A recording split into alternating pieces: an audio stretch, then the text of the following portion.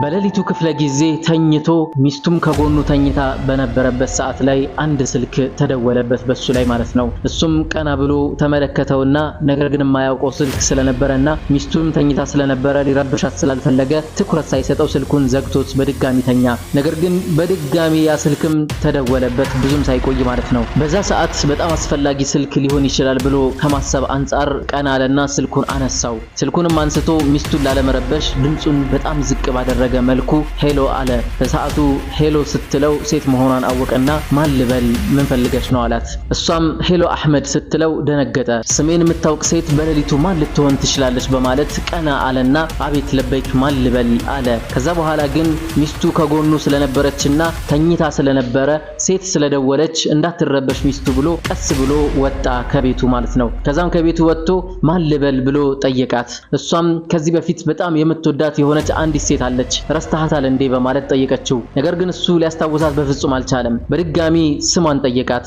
እኔ ሳራ እባላለሁ ትለዋለች። ከዛም ሳራ የምትባል ከዚህ በፊት የሚወዳትና የምትወደው የሆነች ሴት አፈላለገና በአእምሮ አገኛት። ከዛም ለምን ደወልሽ ምን ፈለግሽ አላት። እሷም በቃ አሁን ላይ እንድታናግረኝ ከፈለክና ጊዜ ከሰጠኸኝ ሙሉ ለሙሉ ልታዳምጠኝ ፍቃደኛ ከሆንክ ከዚህ በኋላ ላልደውልልህ ቃል ገብቼ እዘጋዋለሁ። ነገር ግን ዛሬ የማታናግረኝ ከሆነና እስከመጨረሻ የማታዳምጠኝ ከሆነ በፍጹም አንተ ህይወት ውስጥ ገብቼ አልወጣም፣ ሙሉ ህይወትህን በታትንልሃለሁ፣ እዘበራርቅልሃለሁ በማለት ትናገራለች። በዚህ ሰዓት ደነገጠ። ከዛም እሺ ምንድነው የምትፈልጊው? እባክሽን ሌሊት እኮ ነው የደወልሽው። እኔም አሁን ሚስቴ እንዳትነሳብኝ ወደ ውጭ ወጥቼ ነው ያናገርኩሽ ያለሁት። ስለዚህ ምንድነው የምትፈልጊው አላት። ከዛም ከትከት ብላ ሳቀችና ምን ነው የምፈልገውን ነገር አስቀድመ ቶሎ ብለህ ጠየቅከኝ። እስከዛሬ ድረስ የምፈልገውን ነገር ጠይቀኸኝ አታውቅም እኮ ምን ፈልገሽ ነው ለምን አልከኝ በማለት ሳቋን ስትጨርስ እኔማ የፈለኩት ነገር እስከመጨረሻ እንድታዳምጠኝ ብቻ ነው በማለት ትነግረዋለች። በዚህ ሰዓት እሱም ደነገጠ። ምን ልትናገር ነው ብሎ ከማሰብ አንፃር ብዙ ነገሮችን እንዲያስብ ሆነ። ነገር ግን እሷ ንግግሯን ጀመረች። ንግግሮቿ በጣም የሚያቆስሉና በጣም የሚያሳምሙ ልብን የሚያደሙ ነበሩ። ሰላም አለይኩም ወራህመቱላሂ ወበረካቱሁ። ውድና የተከበራችሁ የሰያ ቤተሰቦች እነሆ ዛሬ አንድ ታሪክን ይዤላችሁ መጥቻለሁ። ይህ ታሪክ በጣም ብዙ እህቶች የተጎዱበትና ብዙዎች የሚታለሉበት የሆነ ነገር ስለሆነ እስከመጨረሻ ድረስ አዳምጣችሁ ለእህቶች ሼር እንድታደርጉላቸው ጠይቃችኋለሁ። ወደ ታሪኩ መለስ ስልበልና ይቺ ሴት ታዲያ ንግግሯን ጀመረች። አህመድም ቁሞ ያዳመጣት ነበረ። ንግግሬን ስጀምርማ በፊት በጣም ተስፋ የምትሰጠኝ አይነት ሴት ነኝ። ያቺ ሴት በጣም የምትወደኝና ብዙ ሰዎች የሚወዱኝ ብዙ ሴቶችም የሚቀንቡኝ የሆነች ሴትና እንዲሁም ገና ወጣት የነበርኩኝ ሴት ነበርኩኝ። ነገር ግን ነገሮች ሁሉ ከሸፉ፣ አመለጡኝ። አሁን ላይ ሆኜ ሳስበው አንተ በህይወቴ ላይ ትልቅ የሆነ ጨዋታ እንደተጫወትክ ተሰማኝና የደወልኩልህም ለዛ ነው። ስለዚህ እስከመጨረሻ ድረስ አዳምጠኸኝ ስልኩን ከዘጋውት ድጋሚ አልደውልልህም ብላ ቃል ገባችለት። ነገር ግን መሃል ላይ ልታቋርጠኝ ከሞከርክ ህይወትህን ሙሉ ለሙሉ ነው ማመሰቃቅልብህ በማለት ትናገራለች። ከዛም ደነገጠና እሺ ቀጥይ ንግግርሽን በማለት ሊያስቀጥላት ፈለገ። ከዛም እሷ እንዲህ አለችው፣ ታስታውሳለህ እንዴ አህመድ አለችው። ያኔ ወጣት በነበርኩበት ጊዜ ለጋ እድሜ ላይ በነበርኩበት ጊዜ የሰጠኸኝ ተስፋ የሰጠኸኝ ህይወትና የሰጠኸኝ የሰራህልኝ ቤት ታስታውሰዋለህ በማለት ጠየቀችው። ነገር ግን እሱ ሊመልስላት አልፈቀደም። እባክሽ ቀጥይ ይላታል። ከዛም እሷ ስትቀጥል እንዲህ አለች፣ ያኔ እኮ የሰጠኸኝ ተስፋ የሚገርም ነበረ። የሰጠኸኝ የህልም ህይወት በጣም የሚገርም ነበረ። ያኔ የሰጠኸኝ ሁለመናህን እኔም ባንተ ተስፋ ያደረኩበትን ነገር እያንዳንዱን አስታውሳለሁ በየዕለቱ። ያን ሁሉ እያስታወስኩም መርሳት አልቻልኩም። አሁን ላይ ደረሳህም አልቻልኩም። ታስታውሳለህ ያኔ እየተማርኩ በነበርኩበት ሰዓት ላይ ብዙ ወንዶች ይወዱኛል፣ ብዙ ወንዶች ይከተሉኛል፣ ብዙ ወንዶችም ይፈልጉኛል፣ ለትዳርም ይፈልጉኝ ለቁም ነገር ይፈልጉኝ ነበረ።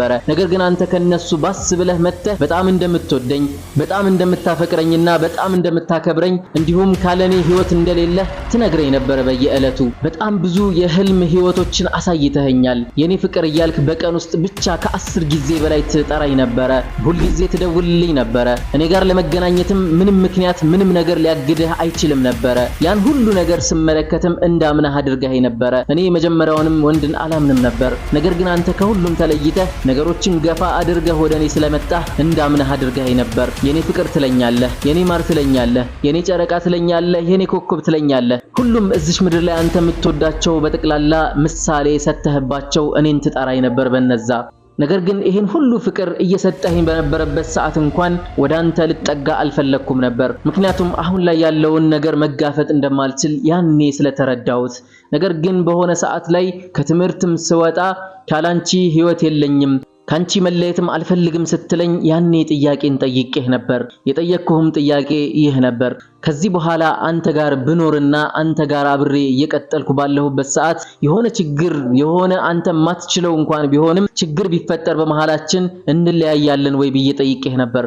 ግን አንተ ፈጽሞ አንለያይ፣ እኔና አንቺን የሚለያየን ሞት ብቻ ነው፣ ከዛ ውጭ ማንም አይለየንም እያልክ ተስፋ ትሰጠኝ ነበር።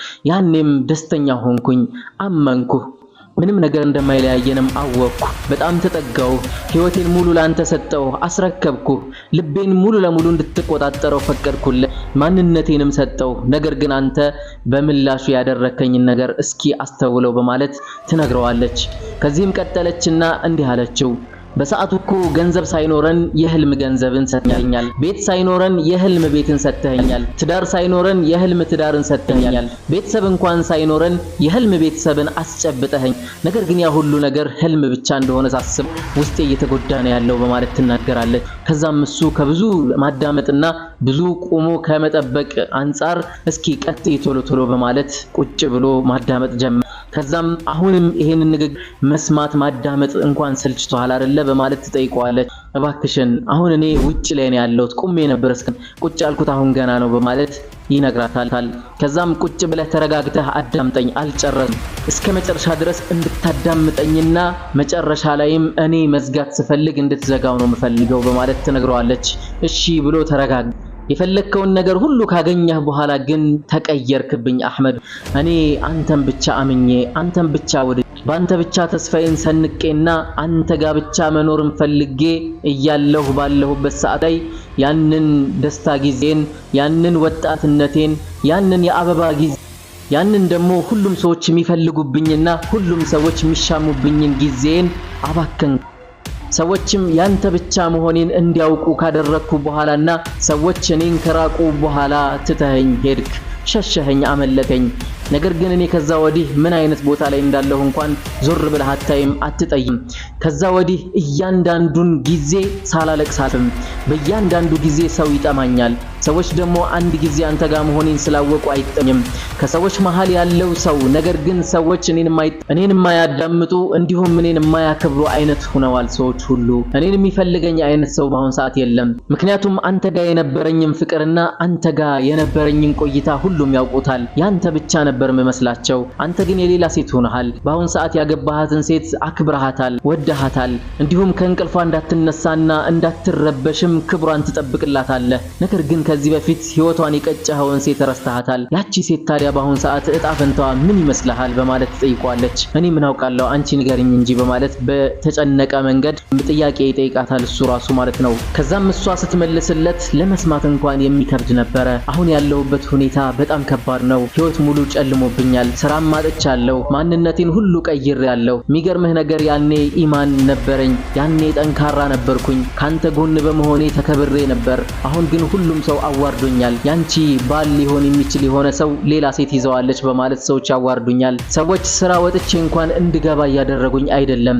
ቤቴም ቁጭ ብዬ ሁልጊዜ ሐዘን ላይ ነኝ፣ አለቅሳለሁ። መስታወትን ስመለከት አንተ ነህ የምትታየኝ፣ በልቤም ሳስብ አንተ ነህ ውል የምትልብኝ። እያንዳንዱ ሁኔታ እንቅስቃሴዎች ሁሉ አንተ ሆነህብኛል። ለረሳህም አልቻልኩም፣ የመጨረሻ ሊቀብርህም አልቻልኩም፣ ፍቅሬንም አንተን ማብሬ መቅበር አልቻልኩም። ሞት ብቻ ነው የሚታየኝ ወደፊት በማለት ትነግረዋለች። ተስፋ ቆርጫለሁኝ።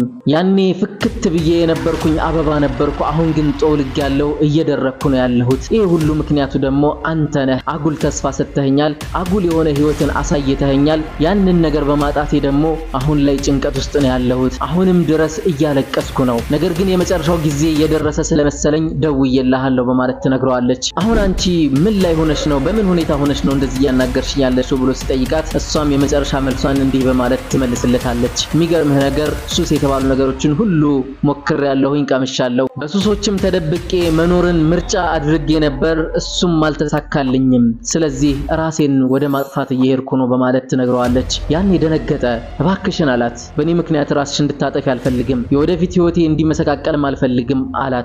እሷ ደግሞ እንዲህ አለችው፣ አለችው። የወደፊት ህይወትህማ አይመሰቃቀልም፣ ምክንያቱም እስከ መጨረሻ አዳምጠኸኛልና በዚህ ቃልህ መሰረት እኔም በፍጹም ህይወትህ እንዲመሰቃቀል አላደርግም። ነገር ግን ራሴን ማጥፋት እንዳለብኝ ስለተሰማኝ የመጨረሻ የምናገረው ኑዛዜ ላንተ ብቻ እንደሆነ ስለተሰማኝ ለዛ ነው የደወልኩልህ በማለት ትነግረዋለች። ከዛም እሱ መሮጥ ጀመረ። ነገር ግን ሊያገኛት አልቻለም። ውድ ተከታታዮቼ ይህ ታሪክ የተከሰተ የሆነ ታሪክ ነው። አሁንም ይከሰታል፣ ወደፊትም ሊከሰት ይችላል። ወንድ ልጅ ጋር መተማመን የሚባለው ነገር እስከ ትዳር ብቻ ነው። ትዳር ካልተመሰረተና ኒካህ ከሌለ በመካከል ፈጽሞ መተማመኑ ሊኖር አይገባም። በሐራም የሆነ ማንኛውም ፍቅር መጨረሻው እንደዚህ ሊሆን ስለሚችል መተማመኑ አስፈላጊ ላይሆን ይችላል። አስቀድመን የሰጠነው ተስፋና አስቀድመን ለሰዎች ልባችንን ከፍተን ስናስገባቸው በኋላ ላይ ማስወጣቱ ይከብዳልና አስቀድሞ መጠንቀቅ ይሻላል እላችኋለሁ። ይህ ታሪክ ብዙ እህቶችን ይጠቅማልና በድጋሚ ሼር እንድታደርጉልኝ ጠይቃችኋለሁ። ወሰላሙ አለይኩም ወራህመቱላሂ ወበረካቱ።